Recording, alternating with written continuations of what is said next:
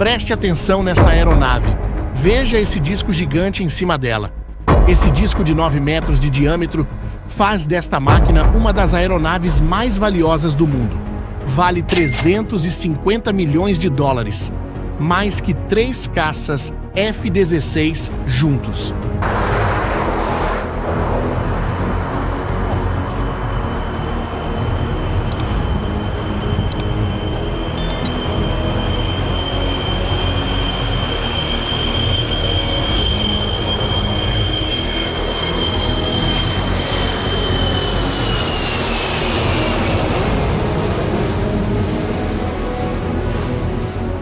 Dentro dela, 15 especialistas altamente treinados trabalham como maestros de uma orquestra invisível. Quando ela sobe aos céus, essa aeronave dos anos 80 se transforma nos olhos da Rússia.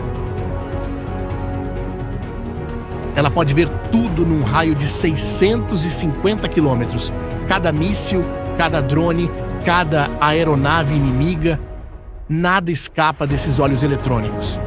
E esses olhos são realmente impressionantes. Um único A-50 pode rastrear até 60 alvos voando simultaneamente e comandar 12 caças diferentes ao mesmo tempo. É como um maestro dirigindo uma orquestra de guerra no céu. Mas a Ucrânia descobriu algo que Putin não esperava. Eles sabem exatamente o quão importantes são esses olhos. E decidiram fazer algo que nenhum país pequeno jamais tentou contra uma superpotência. Eles decidiram cegar a Rússia. E sabe o que acontece quando você perde seus olhos numa guerra? Você fica vulnerável, você comete erros fatais. Você perde caças que valem milhões. Caças como este Su-35 que foi derrubado recentemente. Mas como exatamente a Ucrânia conseguiu derrubar um dos caças mais avançados da Rússia?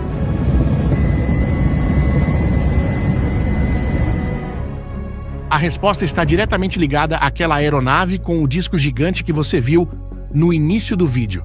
Aquele A-50 não é apenas uma máquina cara, ele é parte de uma história muito maior. Uma campanha silenciosa que a Ucrânia vem executando há mais de um ano. Uma operação tão inteligente que está literalmente cegando a força aérea russa. E quando você cega o inimigo, consegue abater até mesmo seus caças mais avançados.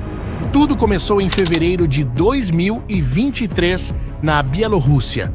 Um grupo de civis que se opõe ao governo local conseguiu algo que parecia impossível. Eles infiltraram drones numa base aérea militar e atacaram uma aeronave A-50 no solo. Foi o primeiro sinal de que esses gigantes dos céus não eram invencíveis.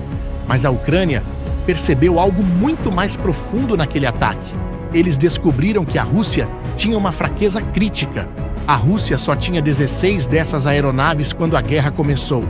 Apenas 16 pares de olhos eletrônicos para vigiar uma linha de frente de mais de 1.000 quilômetros. E aqui está o problema. Para manter vigilância constante sobre toda essa extensão, a Rússia precisa de pelo menos 9 dessas aeronaves operando em rotação. Uma no ar, vigiando, outra voltando para reabastecer e uma terceira em manutenção. Isso para cada setor da frente de batalha. A Ucrânia fez as contas. Se conseguissem destruir essas aeronaves uma por uma, a Rússia seria forçada a fazer escolhas impossíveis, ou proteger o norte e deixar o sul vulnerável, ou cobrir o leste e abandonar o oeste. Foi então que começou uma das campanhas militares mais meticulosas da guerra moderna. Em janeiro de 2024, a Ucrânia conseguiu seu primeiro grande sucesso. Usando um míssil Patriot fornecido pelos Estados Unidos, eles abateram um A-50 sobre o mar de Azov. E a tática usada foi genial. Em vez de manter o sistema Patriot fixo numa posição, os ucranianos criaram o que chamam de Patriot errante. Eles movem o sistema de lugar constantemente, criando emboscadas onde a Rússia menos espera. O A-50 foi pego completamente desprevenido. Mais importante que a perda financeira, ela carregava sua tripulação especializada, pessoas que levaram anos para dominar aqueles complexos sistemas de radar. E aqui está algo que a maioria das pessoas não percebe. Mesmo que Putin conseguisse construir novos A-50 amanhã, ele não teria quem os operasse. Cada especialista que morre numa dessas aeronaves representa 10 anos de treinamento perdidos. É mais fácil construir uma máquina de 300 milhões de dólares do que treinar as pessoas que sabem usá-la. Um mês depois, em fevereiro, veio o segundo golpe. Desta vez, a Ucrânia usou algo que ninguém esperava. Um antigo sistema de mísseis soviético da década de 1960, o S-200. Eles pegaram essa relíquia da Guerra Fria, modernizaram seus componentes e transformaram numa arma letal contra a tecnologia russa moderna. O resultado foi devastador.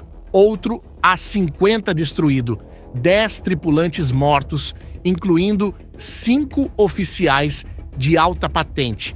Mais uma perda irreparável para Putin. Mas a Ucrânia estava apenas aquecendo. Em junho de 2025, eles executaram algo que parece saído de um filme de espionagem. Chamaram de Operação Teia de Aranha. Durante meses, agentes ucranianos contrabandearam drones para dentro da Rússia. Não foram um ou dois, foram 117 drones de ataque. Mas o mais impressionante não foi a quantidade de drones, foi como eles funcionavam. Cada drone estava equipado com inteligência artificial, capaz de identificar e mirar nos pontos mais fracos das aeronaves. Eles usavam software de navegação autônoma que continuava funcionando mesmo se perdessem contato com os operadores. Era como ter 117 assassinos robóticos programados para uma única missão. E quer saber como eles fizeram isso? Eles construíram compartimentos secretos no teto de caminhões comerciais. Conseguiram motoristas russos que não sabiam de nada para transportar esses caminhões até depósitos próximos das principais bases aéreas russas. E então, numa única noite coordenada, os compartimentos se abriram e os drones voaram para seus alvos. O resultado foi catastrófico para a Rússia. Mais de 40 aeronaves atingidas numa só operação. Bombardeiros estratégicos que valem centenas de milhões cada um. E claro, mais 2 A-50 com seus domos de radar completamente destruídos. O dano total dessa única operação foi estimado em 7 bilhões de dólares. Lembra daqueles drones que conseguiram passar despercebidos? Pois bem, a Ucrânia pensou ainda mais à frente. Eles perceberam que atacar as aeronaves era apenas metade da estratégia. Precisavam também atacar a capacidade da Rússia de consertá-las. Existe apenas um local no mundo onde os A-50 podem ser reparados e modernizados.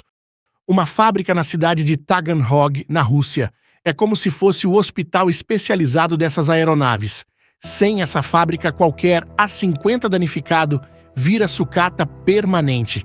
Em dezembro de 2024, a Ucrânia atacou Taganrog, usando mísseis americanos ATACMS e uma frota de drones. O resultado foi um incêndio massivo que praticamente destruiu a capacidade de produção e reparo. A cidade inteira ficou sem energia elétrica. Putin havia planejado aumentar a produção de A-50 depois das primeiras perdas. Esses planos foram cancelados quando Taganrog pegou fogo. E aqui está um detalhe que torna tudo ainda mais dramático. A Rússia tinha um plano para substituir os antigos A-50. O novo A-100 Premier seria muito mais avançado, com radar de última geração e sistemas digitais modernos. Mas o programa foi cancelado. As sanções ocidentais impediram o acesso aos componentes eletrônicos necessários. E agora, Putin está preso com tecnologia dos anos 80. E é aqui que a situação fica realmente desesperadora para Putin.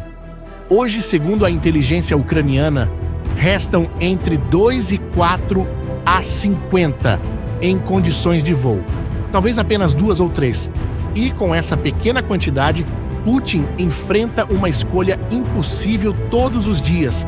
Ele pode concentrar suas aeronaves restantes numa única região, deixando todas as outras completamente cegas. Ou pode tentar cobrir tudo e ter lacunas enormes de tempo quando nenhum A-50 está no ar. E é exatamente aqui que voltamos àquele Su-35 que foi derrubado em junho. porque agora você vai entender como tudo se conecta.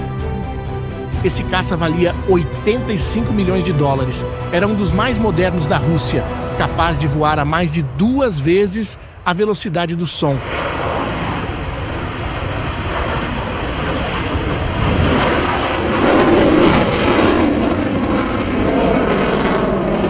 Tinha sistemas de defesa avançados e deveria estar protegido por baterias antiaéreas terrestres.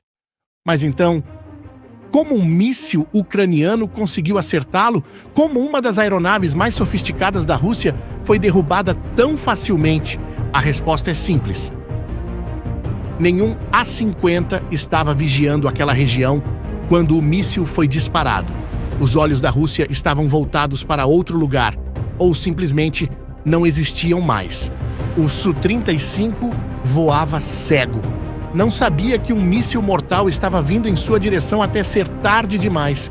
Esse é o verdadeiro impacto da campanha ucraniana. Não são apenas os A-50 que estão sendo perdidos. São todos os outros ativos militares russos que dependem desses olhos no céu para sobreviver. Pilotos de caça voando sem saber o que os aguarda. Sistemas de defesa aérea reagindo tarde demais às ameaças. Tropas terrestres perdendo a proteção aérea porque ninguém consegue ver os ataques chegando. A Rússia está tentando compensar essas perdas de várias formas. Estão usando mais drones de reconhecimento, dependendo mais de satélites e forçando seus caças a assumir papéis para os quais não foram projetados. Mas nada disso substitui completamente um A-50. E as consequências disso já aparecem no campo de batalha. A Rússia estava planejando uma grande ofensiva de verão na região de Sumy. 50 mil soldados foram mobilizados, mas sem cobertura adequada dos A-50, essa ofensiva pode estar severamente comprometida. Se Putin mandar seus últimos A-50 para Sumy, ele deixa Donetsk e o sul da Ucrânia vulneráveis. Se não mandar, as tropas em Sumy ficam sem os olhos no céu de que precisam. É uma situação complicada, praticamente sem saída. E essa talvez seja a maior lição desta história toda. Se pararmos para olhar mais de perto, a Ucrânia não está vencendo suas batalhas com força bruta. Eles estão usando uma estratégia muito mais sofisticada.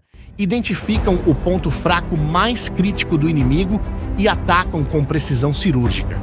Em vez de tentar destruir milhares de tanques ou centenas de aviões, eles focaram em alguns poucos ativos que faziam toda a diferença. Menos de 20 aeronaves que valiam mais que exércitos inteiros. Hoje, aquela majestosa aeronave que você viu no início, com seu disco de 9 metros e sua tripulação especializada, pode ser uma das últimas de sua espécie em operação. Cada vez que uma decola, pode ser que não volte, e cada A-50 que a Rússia perde a deixa um pouco mais cega, um pouco mais vulnerável, um pouco mais longe de recuperar o controle dos céus ucranianos. E você, o que acha? Acredita que a Rússia vai conseguir manter seus poucos aviões A-50 restantes? Deixe sua opinião nos comentários. E se gostou deste conteúdo, aproveite para se inscrever no canal, assim irá receber mais análises sobre os conflitos que estão moldando o mundo. Obrigado por assistir e até a próxima.